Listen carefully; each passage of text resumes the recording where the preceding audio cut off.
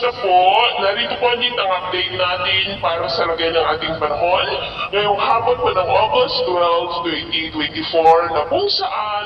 sa ngayon ay patuloy pa rin nakabagat ang weather system na umiiral po ngayon dito sa ating bansa na patuloy pa rin na hinahatak ng tatlong bagyo na nandyan po sa taas natin. Ang tatlong bagyong ito ay wala namang direktang epekto sa ating bansa,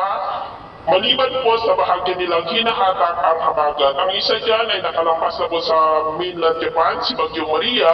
at ang dalawang bagyo ay nananatili pa rin na banta po dyan sa mainland Japan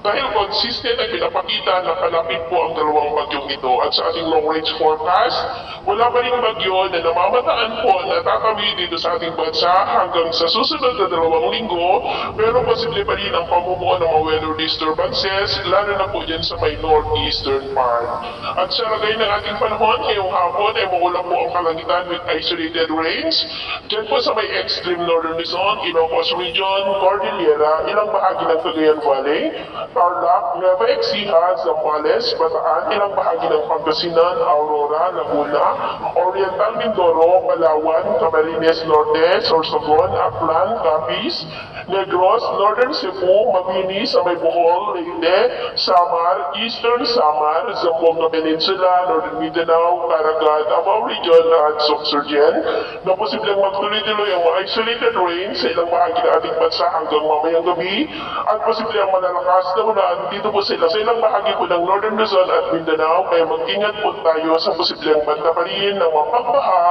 at pag-uho ng lupa. At sa atin naman po mga baybayin, wala naman po tayong nakataas na mga gale warning signals, pero ba yung mag-ingat lamang po kung papalaot tayo para po mas makaiwas sa mga sakunang pangkaragat.